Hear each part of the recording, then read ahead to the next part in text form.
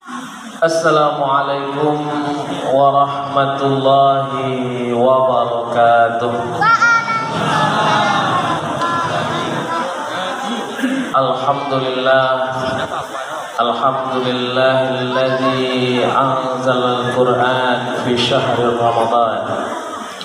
Ashhadu an la ilaha illallah wahdahu la syarikalah wa ashhadu anna Muhammadan abduhu wa rasuluh. Allahumma salli wa sallim wa barik ala Muhammadin wa ala alihi wa ashabihi wa man tabi'ahum bi ihsan ila yaumiddin. Raditu billahi rabba wa bil islami dina bi Muhammadin nabiyya wa rasulullah.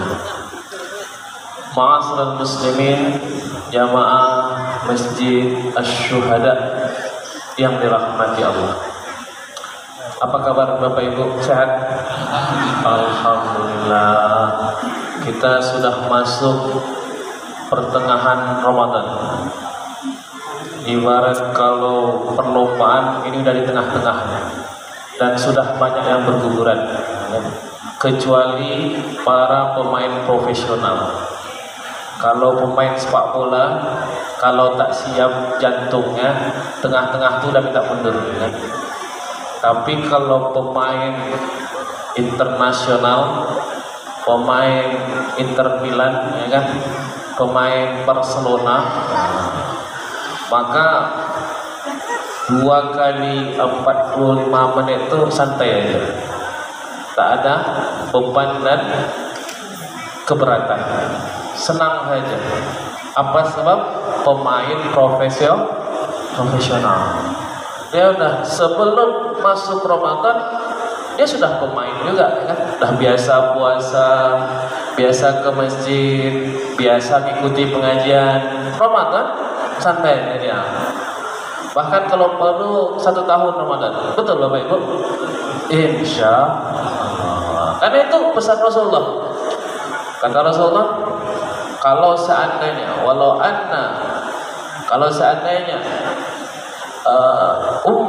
umatku yadri ma fi Ramadan, dia tahu tentang bagaimana keutamaan Ramadan, la'allahu sanah Ramadan, dia akan ingin 1 tahun itu adalah Ramadan.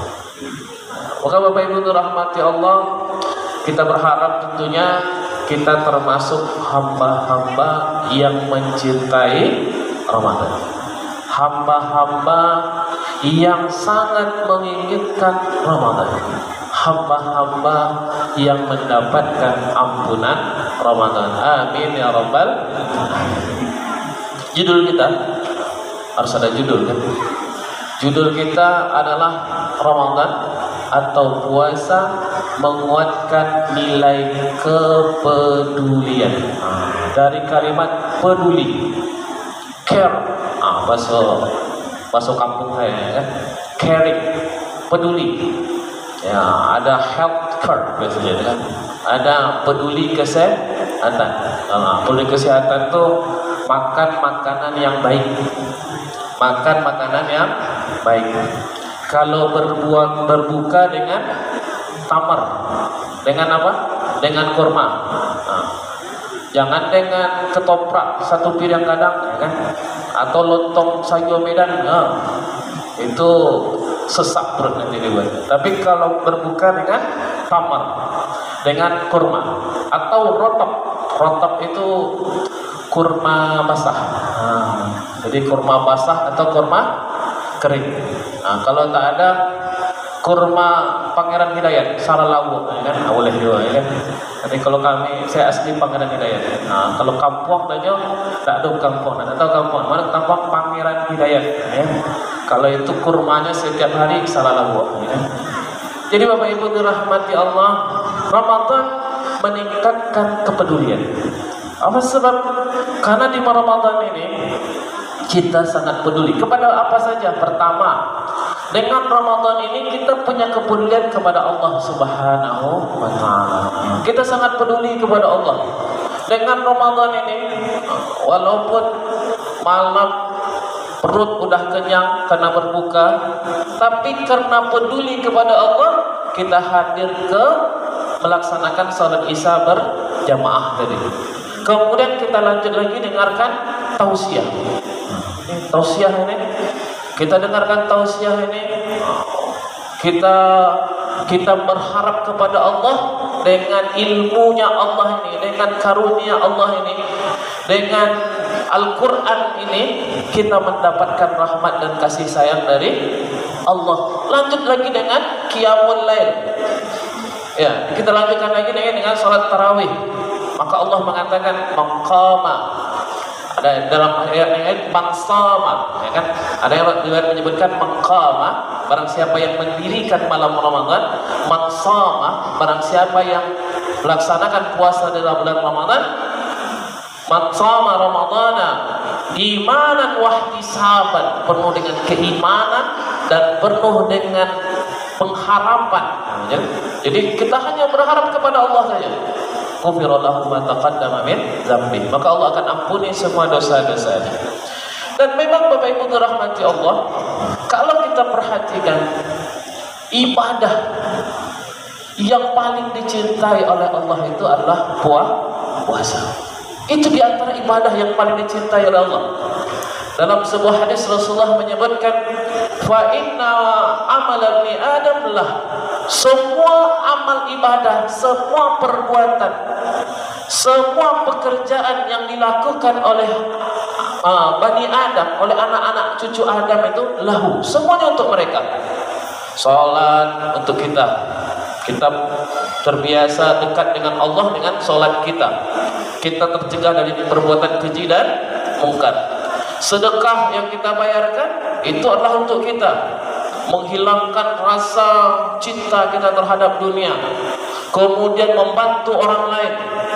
Haji, umrah, semuanya adalah untuk kita. Illa shaum, kecuali puasa.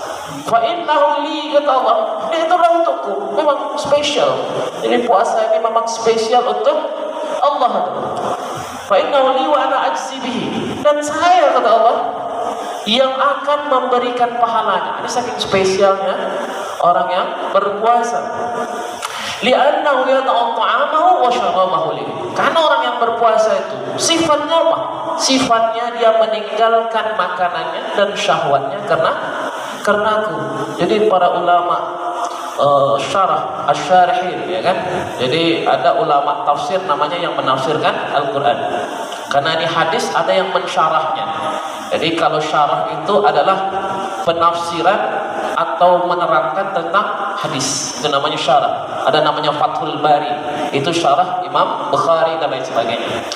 Maka kata para ulama syarah, makna daripada hadis ini bahwa begitu besarnya, bahwa begitu khususnya pahala puasa itu, saking besarnya pahalanya, saking pedulinya kita kepada Allah dengan pahala puasa ini, maka pahala puasa ini mungkin katanya satu-satunya pahala yang kita itu hanya mengharapkan ridho dari Allah Subhanahu wa taala saja.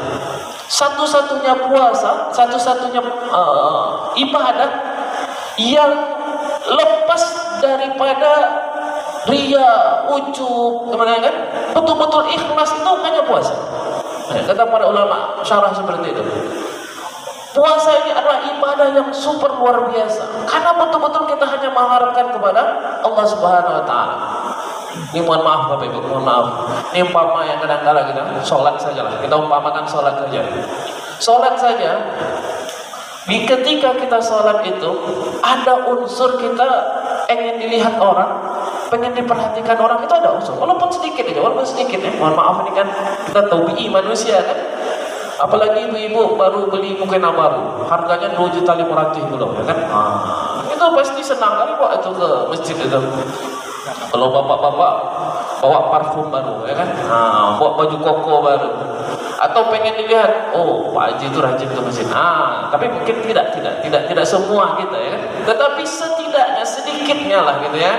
Atau ketika kita ibadah saja, kemudian ketika pulang umpamanya, mohon maaf, kita ditanya oleh sholat biasa gitu, kita sholat di masjid Asyuhada, kemudian pulang kita tanya, dari mana Pak Haji? Dari Masjid Syuhada. Ya kan? itu sedikit banyaknya ada perasaan riya, walaupun mungkin kita sebagai orang yang beriman tentunya akan menekan itu semua, tetapi itu pasti ada Bapak Ibu rahmatullah. Karena ini adalah tabi'i daripada manusia. Tabiatnya manusia itu suka dilihat, suka pamer, ya kan?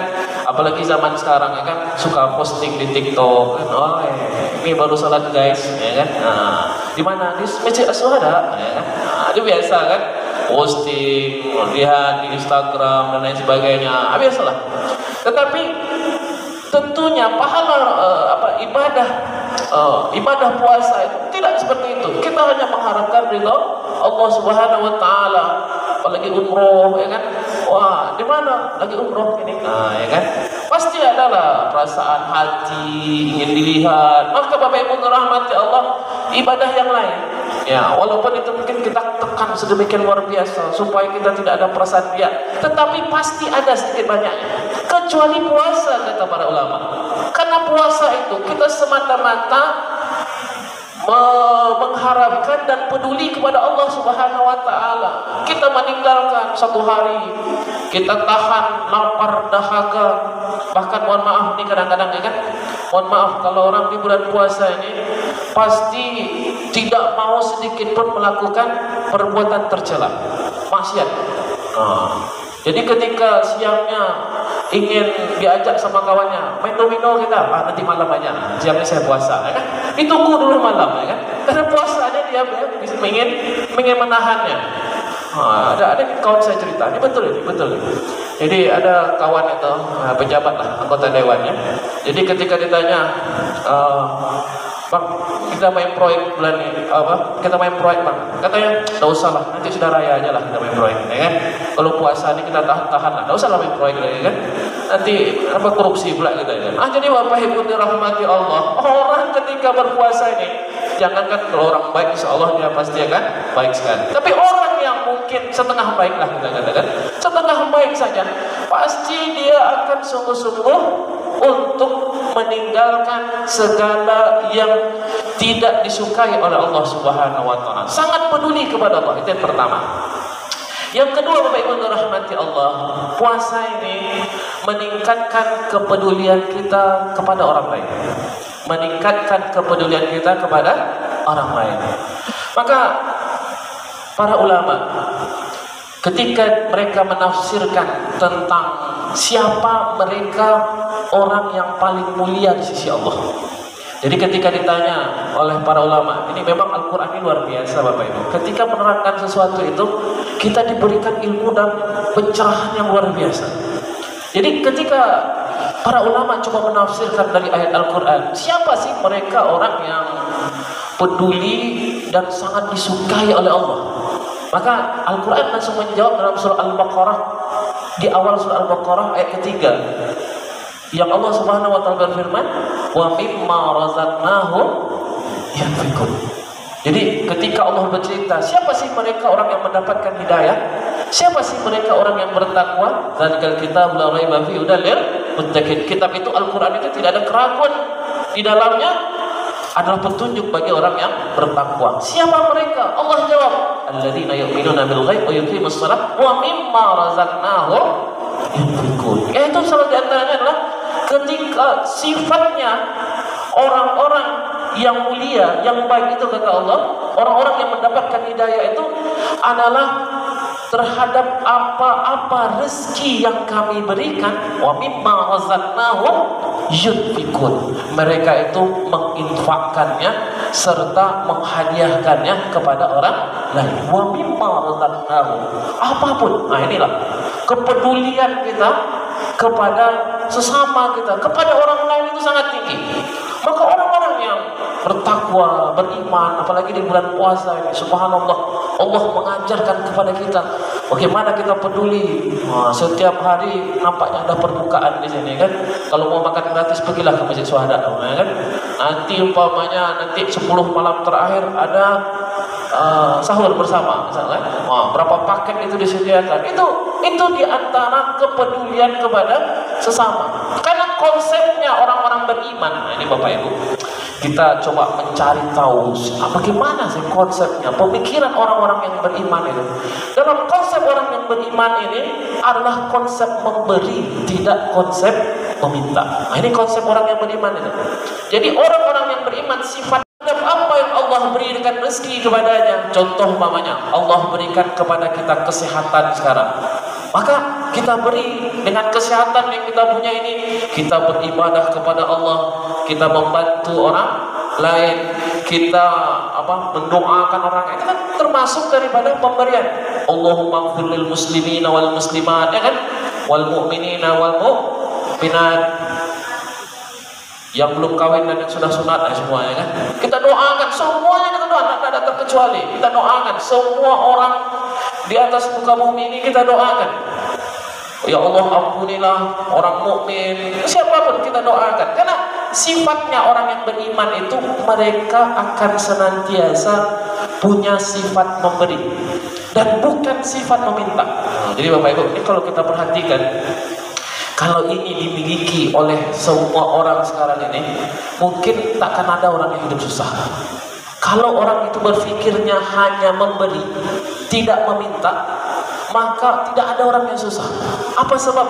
Allah katakan 2,5% saja kita bayarkan zakat, kita bayarkan 2,5%. 2,5% saja kita bayarkan zakat, itu bisa memberi makan semua fakir miskin, memberi semua fakir miskin. Tapi masalahnya kadang-kadang kita akali juga 2,5% itu kan. Mana cara kalinya? Sudahlah kita bayar, umpamanya kita bayar zakat tahun ini berapa? 2 juta. Ada yang foto, Ustaz, bagaimana kalau seandainya saya berzakat ini kepada adik saya yang susah, Ustaz? Kemana pula mau jawabnya kan? Sebenarnya boleh juga kan, karena adik itu dalam keadaan susah. Tetapi kalau kita ingin memberi itu, berikan kepada orang yang lain. Adik itu kewajiban kita untuk membantu keluarga, akarib dan lain sebagainya. Jadi Bapak Ibu dirahmati Allah, konsep memberi ini konsep luar biasa dalam Islam. Maka konsep memberi kalau dimiliki oleh semua umat Islam ini, maka dia tidak akan menjadikan masyarakat ini menjadi masyarakat yang damai, bahagia. Cobalah anggota dewan itu kan, mamanya siapa pejabat itu, kalau punya konsep memberi, maka dalam pikirannya hanya ingin memberi, tak memikirkan yang lain. Kadang-kadang masalahnya pejabat, anggota dewan kita ini banyaknya konsep meminta. Minta apa? Minta mobil dinas, rumah dinas, ya kan? Perjalanan dinas. Kadang-kadang bini minta pula bini dinas, ya kan? Macam-macam, ya kan?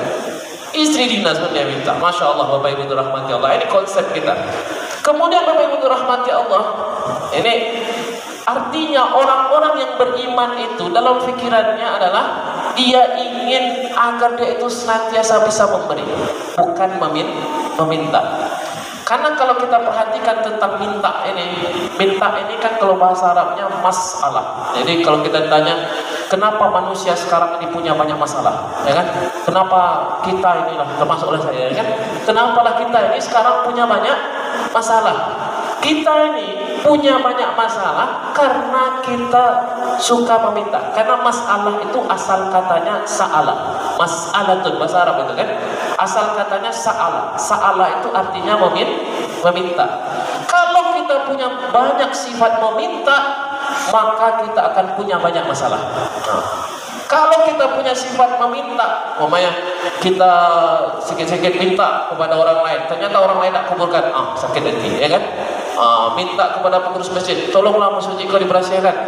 Tiba-tiba tak dibersihkan pengurus masjid, sakit tak hati itu? Sakit. Tapi kalau kita menjadi orang yang memberi, ada kita lihat yang kotor, kita bersihkan. Ternyata umpamanya kurang infak ke sini nih, kita bantu.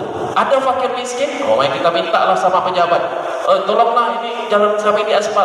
Kalau kita minta tak diberi, sakit hati itu kan. Maka kalau orang yang sifatnya itu memberi, ini terutama dalam keluarga. Kalau dalam keluarga itu terlalu banyak sifat meminta, akhirnya timbul pertengkaran biasanya. Istri minta kepada suami, tidak dikasih, udah merajuk, ya kan? Suami kemudian minta sama istri, ini mintalah, ya kan? Sesuatu lah pastilah, bapak tahu lah kan, mamanya kan, malam Jumat mamanya kan, tapi tak dikasih sama istri, dah merajuk pula kan. Begitu juga yang lainnya, anak minta sama orang tua, ini kalau tak diberi, apalagi masalah warisan kan, tolonglah bagikan warisan itu. Kalau diminta bertengkar nanti keluarga itu. Jadi Bapak Ibu dirahmati Allah, kalaulah kita banyak meminta, niscaya kita akan banyak kecewa. Makanya dengan kepedulian kita kepada orang lain, inilah yang akan membawa kita kepada kebahagiaan.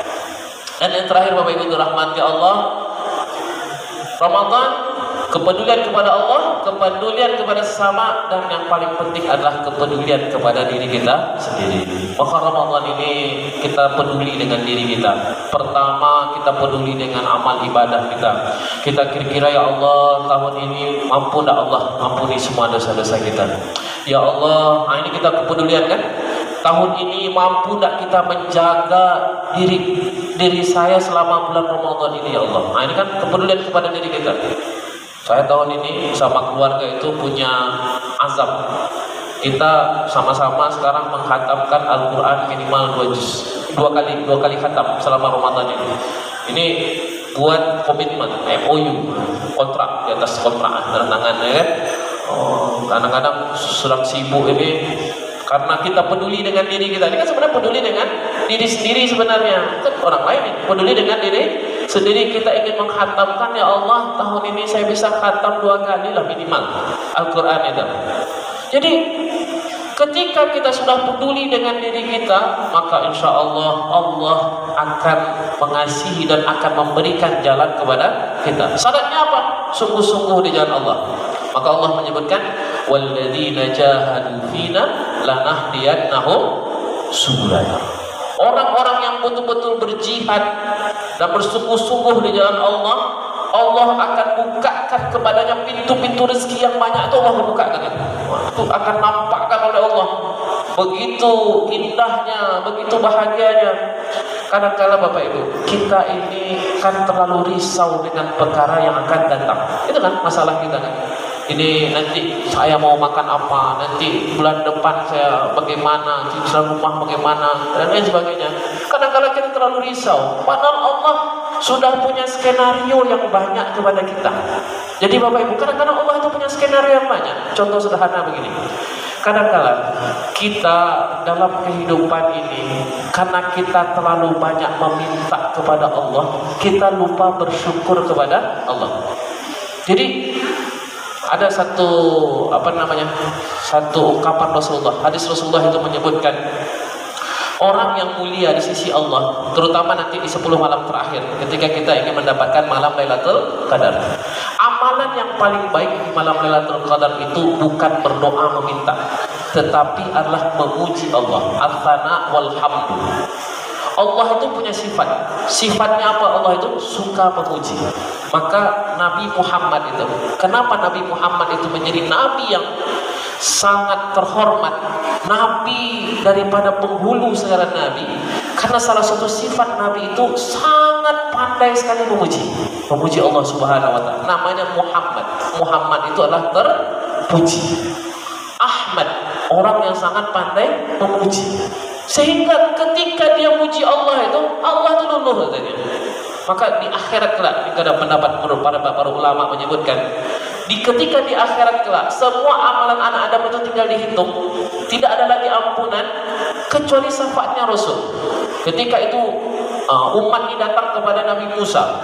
Ketika Nabi Musa, ya Nabi Musa, saya ini berbuat dosa di ketika dunia, mohonkanlah ampun kepada Allah. Kata Nabi Musa, sudah selesailah barangnya, alat tuntas. Ya, barangnya sudah selesai, udah MOU dengan Allah itu kan. Perlu hakim sudah diketok katanya kan. Datang lagi kepada Nabi Ibrahim, Nabi yang paling dekat dengan Allah. Kata Nabi Ibrahim juga tak bisa kan. Terakhir kepada Nabi Muhammad. Karena Nabi Muhammad dia punya sifat. Apa sifat Nabi Muhammad? Nabi Muhammad ini suka memuji Allah. Bahkan diriwayatkan salah satu kegemaran Rasulullah itu adalah beribadah di malam hari. Ketika ditanya kepada Rasulullah, kenapa beribadah di malam hari? Kata Rasulullah, la'alli abdan syakur. Apakah aku ini tidak termasuk hamba yang bersyukur? Maka kata Rasulullah, sebaik-baiknya hamba itu ketika orang lain meminta doa, dia bersyukur. Ketika yang lain itu berminta kepada Allah, dia memuji Allah Subhanahu wa Ta'ala.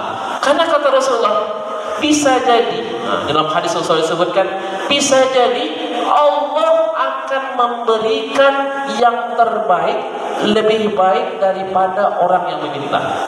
Contoh sederhana seperti ini. Ketika kita meminta, sederhana sajalah. Ketika kita bersedekah, dalam pikiran kita sebagai manusia biasa, kan gitu ya? Dalam pikiran kita sebagai manusia biasa, kalau kita bersedekah 100.000, kita ingin mendapatkan kembalian berapa? 10 juta, umpamanya kan? Kan begitu. Itu kan otak dagang kita kan mengejar, kan? Kalau kita kasih 100.000, kita ingin mendapatkan 10 juta ya Allah. Ya Allah, ini saya sedekah ke masjid nih 1 juta. Saya pengen ya Allah THR nanti saya itu sekitar 100 juta ya Allah. Ada kan otak kita sebagai manusia hitungan kita. Ternyata Bapak Ibu, ini rahasianya, rahasia kehidupan ini. Bisa jadi kita tidak pernah meminta kepada Allah, Allah beri yang lebih baik daripada 100 juta itu. Contoh sederhananya gini. Ketika kita beribadah kepada Allah, bersedekah, menolong Allah, peduli kepada Allah Subhanahu wa taala dalam setiap amalan, peduli dengan orang lain, Allah berikan satu nilai yang tak terhingga nilainya. Contohnya apa? Kita punya anak yang soleh. Kita tak pernah minta anak yang soleh kan? Mamanya kita minta ketika kita bersedekah, Allah kembalikan dengan yang lebih baik daripada itu. Ternyata Allah berikan anak yang soleh. Kira-kira anak soleh ini ada tak harganya? Ada harganya. Habis betul duit kita 300 miliar mamanya menghadirkan anak soleh, belum tentu jadi anak yang soleh. Mamanya ketika kita beribadah kepada Allah, memuji kepada Allah, dikasih istri yang soleh. Soleha. Ketika kita beribadah kepada Allah, dikasih istri soleha. Apa yang lebih berharga daripada istri yang soleha? Ketika seorang istri beribadah kepada Allah, walaupun tak pernah ke masjid istri suami itu kan, tapi dia rajin memuji Allah, tak pernah minta kepada Allah. Mohon maaf ibu, kadang-kadang kan ibu terlalu banyak minta. Suami itu rajin lah, macam mana lah. Bapak pun sebagian kan seperti itu juga. Minta suami itu rajin ke masjid, rajin ibadah. Kalau seandainya ibu memohon dan memohon dan berdoa kepada Allah, memuji Allah saja, maka Allah tahu yang terbaik yang akan diberikan kepada Bapak Ibu dirahmati Allah. Inilah Bapak Ibu dirahmati Allah. Kadang-kadang Allah itu maha tahu apa yang ada dalam hati kita, atau Allah itu maha tahu terhadap kebutuhan kita. Jadi Allah tahu, umpamanya ini kan, yang sering kita ini kan, masalahnya yang sering kita itu tak tahu akar masalahnya apa, kan itu. Contoh sederhananya, setiap hari kita sakit kepala, ya kan? Minum paramek, kok tak sembuh-sembuh. Ternyata bukan kepala itu yang sakit. Yang sakit itu adalah kantongnya sakitnya kan. Gara-gara kantong sakit, akhirnya kepala sakit. Masalahnya bukan di kepala, tetapi di kantongnya. Selesaikan kantong itu, selesaikan ekonomi itu, selesailah semua kepala. Kan gitulah contoh sederhananya Bapak Ibu dirahmati Allah. Maka Allah yang maha tahu apa yang Allah inginkan kepada hambanya. Maka kata Allah, pedulilah kepada Allah, senantiasa bersyukur kepada Allah, memuji Allah Subhanahu wa taala, maka Allah akan berikan yang terbaik buat kita bersama. Nasrul minallah wa fathun qarib wa basyiril mu'minin. Wassalamualaikum warahmatullahi wabarakatuh.